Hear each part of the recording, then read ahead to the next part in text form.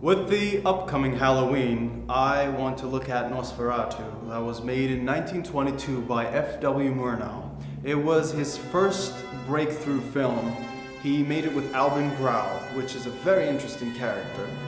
He was a soldier in the First World War, as the saying goes, and he meets a Romanian soldier who tells him that his father is a vampire. He gets really interested in these ideas. He joins an occultist movement called the Fraternitas Saturni. Starts this production company called Prana Films, and the production company's first film is Nosferatu.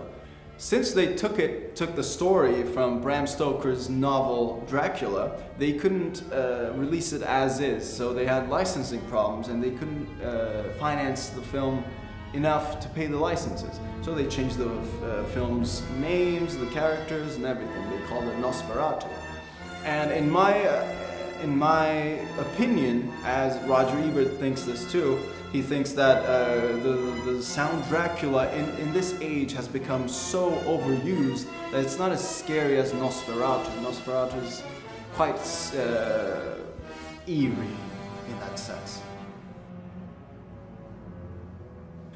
After the First World War, Germany became traumatized and they started searching new ways of making art and going on with their lives. So German Expressionism was born in the early 1920s.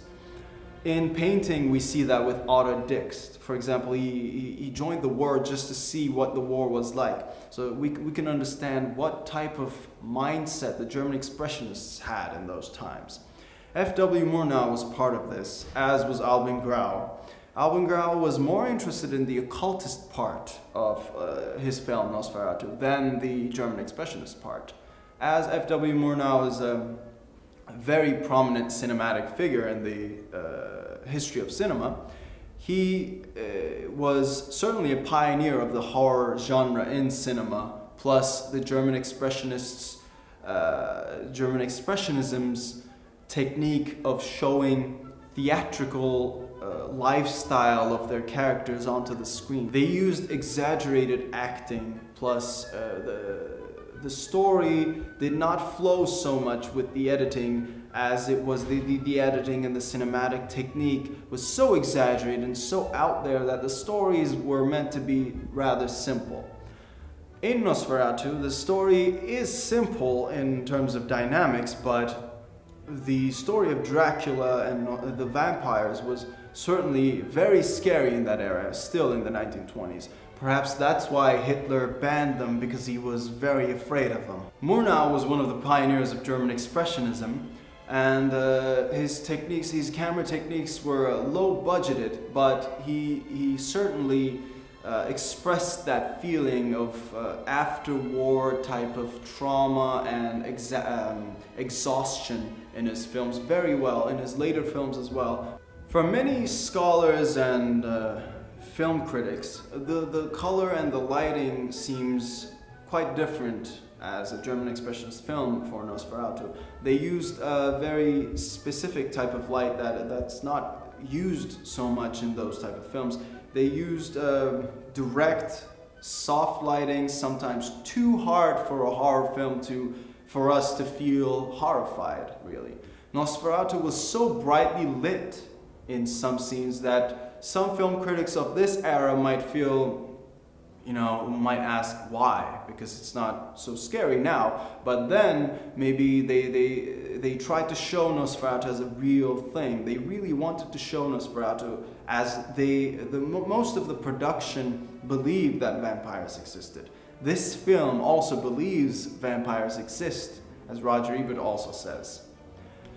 Also, in some scenes, we see things that are not usually associated with the horror film, that are also not usually related to horror stories in general, because horror stories existed way before.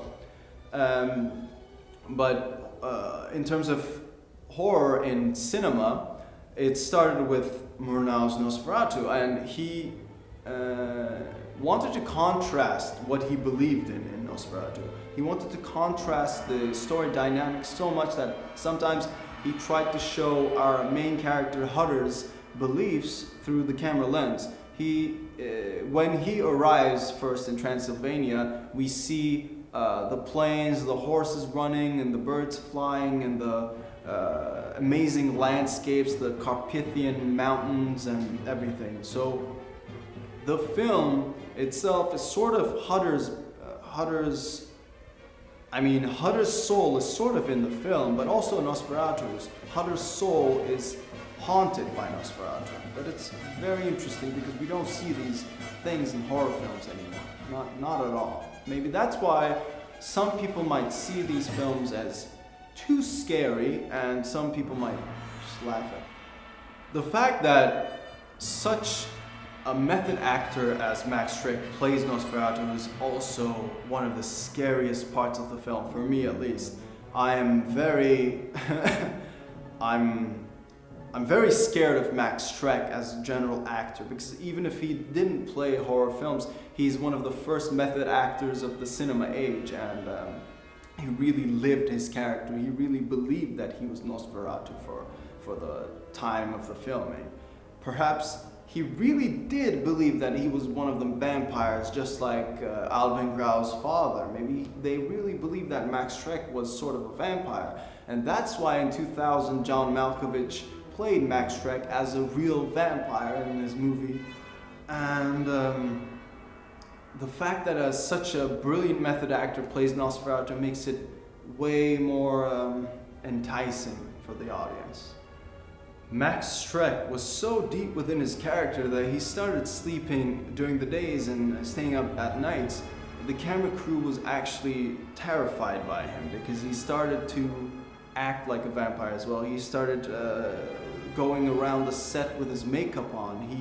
He started sleeping in his coffin, and he really lived the character. And some of the cameramen might have felt that he was actually a vampire because he was so convincing. The compositions of films in those era were really important because the sound era was just starting with the music.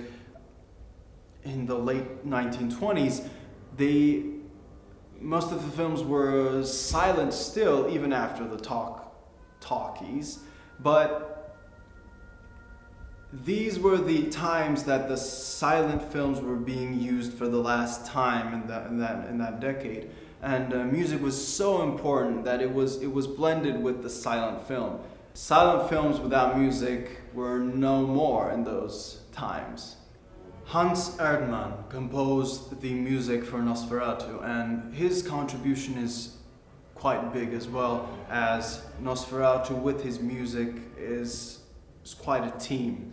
It makes the film even scarier, and we really get into the atmosphere, especially if you watch the film in a movie theater. You really get blended in.